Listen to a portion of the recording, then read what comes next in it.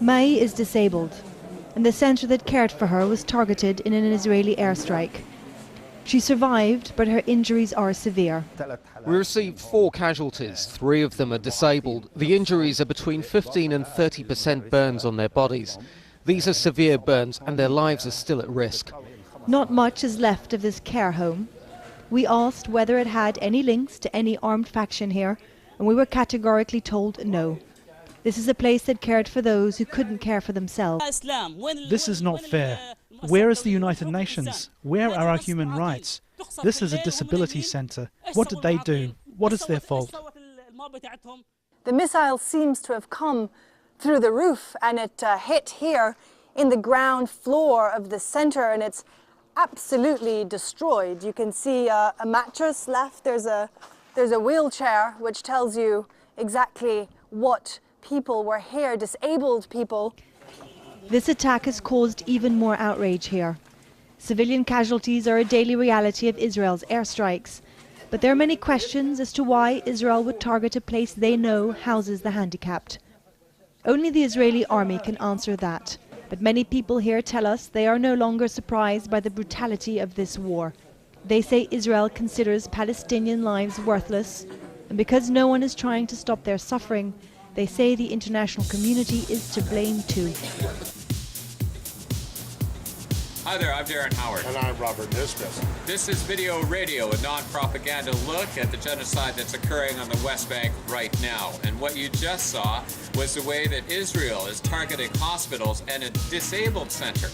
Well, don't forget they're targeting Hamas. However, Hamas is a legitimate government of Gaza and the West Bank, and they are involved in the infrastructure of everything there. Yes, so to say that human shields are being used is ridiculous. It's only showing part of the story.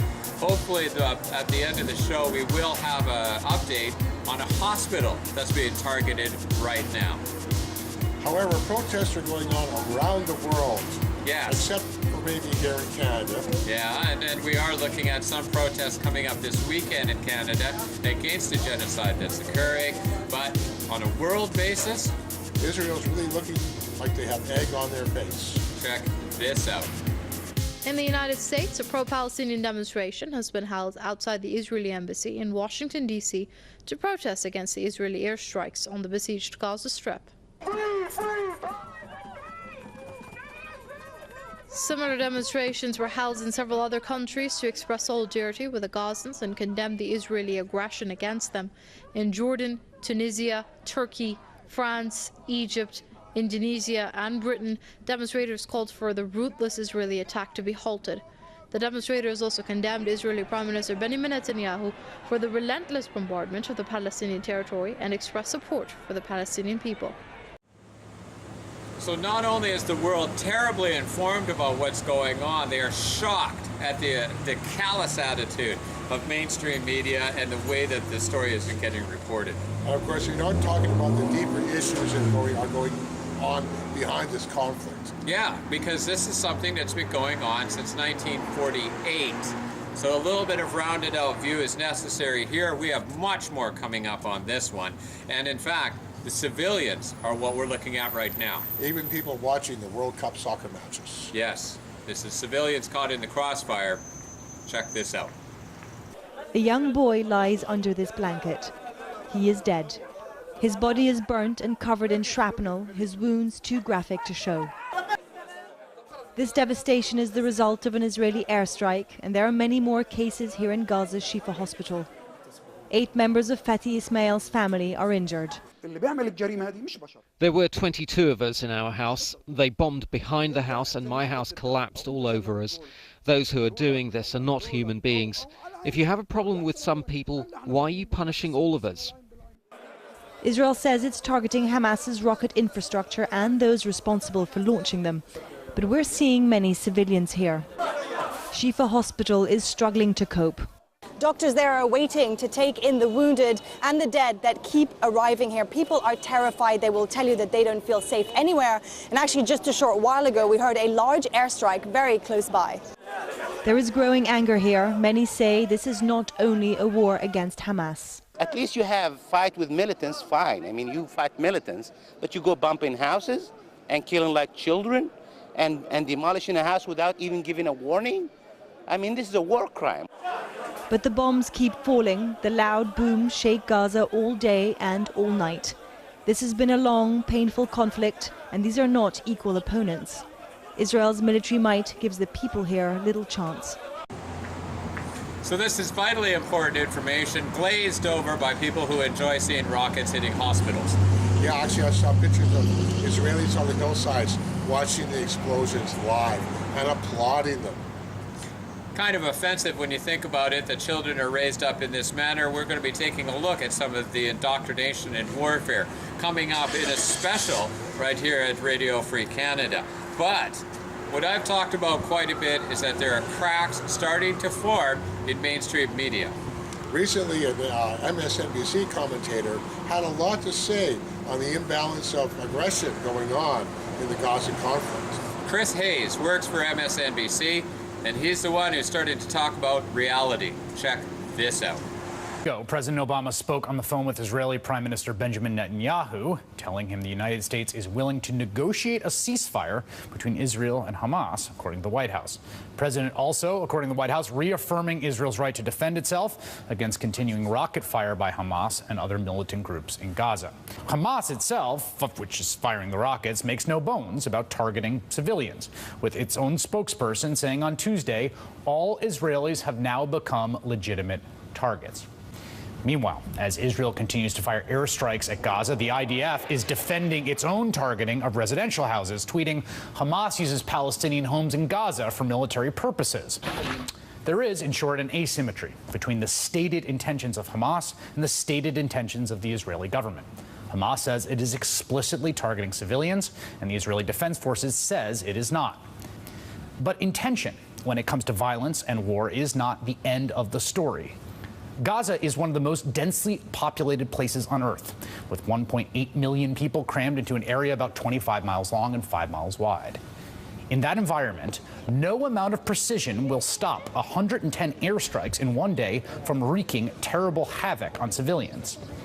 The imbalance in casualties that we're seeing right now has been replicated in every single round of armed conflict between Israelis and Palestinians over the last 14 years. As a matter of both ethical principle and public perception around the world, at a certain point, the effect of violence and its magnitude begins to swallow whatever moral intent is behind it. Enough women and children and soccer watchers on the beach are marched to their graves, and people stop caring what you meant to do. And it is hard to blame them.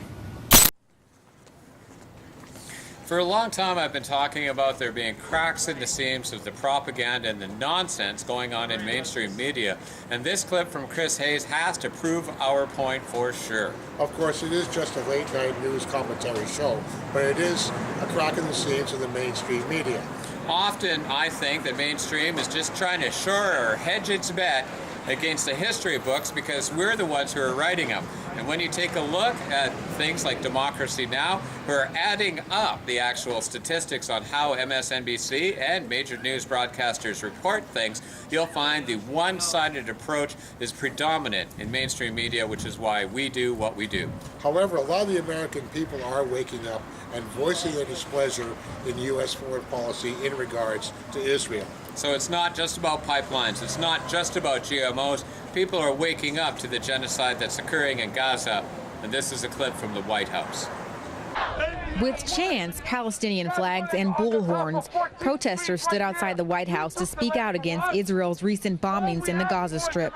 Scores have died since the Israeli airstrikes began on Tuesday, and the toll is still increasing. The bombings have also destroyed a lot of Palestinian homes in Gaza, leaving thousands of people displaced. Protesters say it's time for Washington to step in. I'm here to support Palestine. I'm Palestinians. My family's Palestinians. And we want America to wake up and stop the killing, stop the genocide, stop all of this. Honestly, the reason I'm here, just to protest the reasoning behind these atrocious actions. Something needs to stop, something needs to happen. And I believe we're in a country, America, where they can stop it. These protesters are demanding an immediate end to the Israeli attacks. They are also demanding an end to Tel Aviv's raids, beatings, killings, and arrests of Palestinians in the West Bank.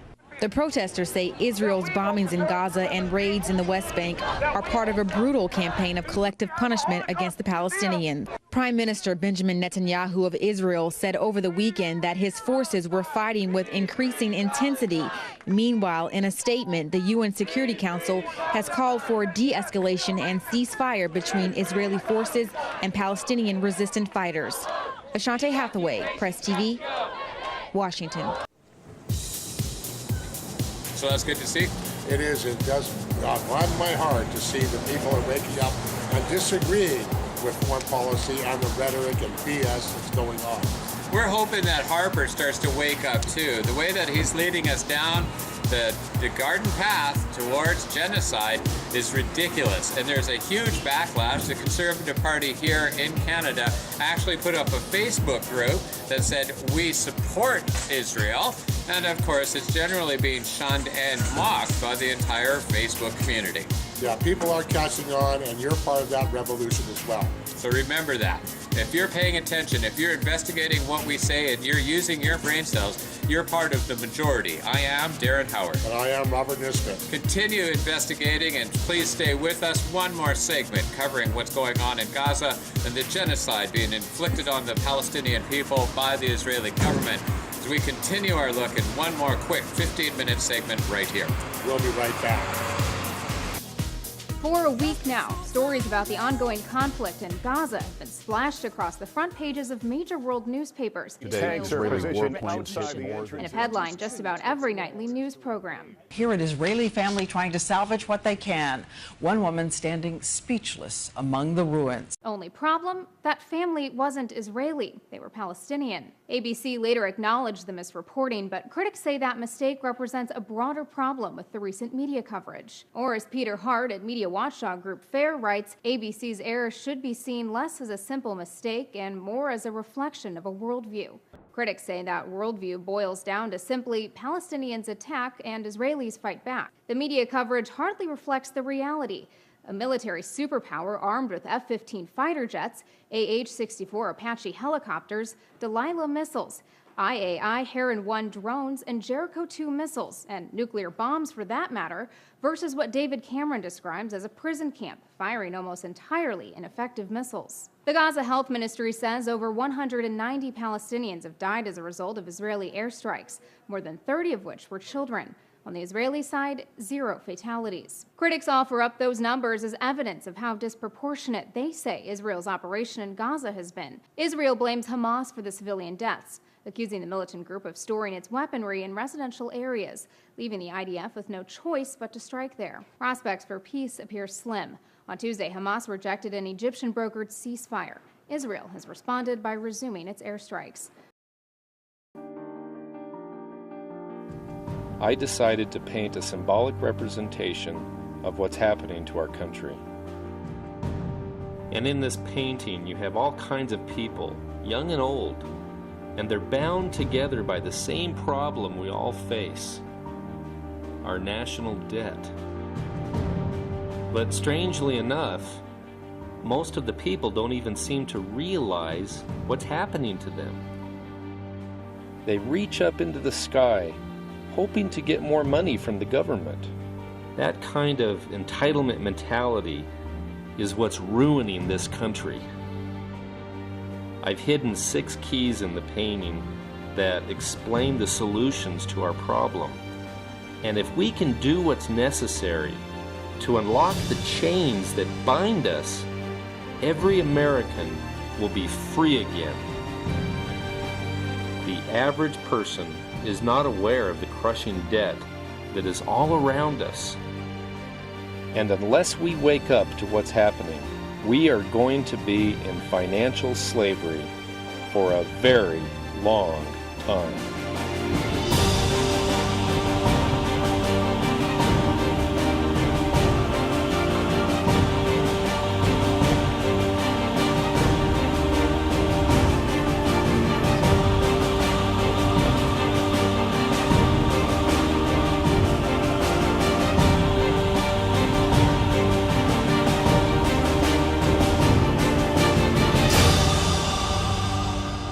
Wake up, America, before it's too late.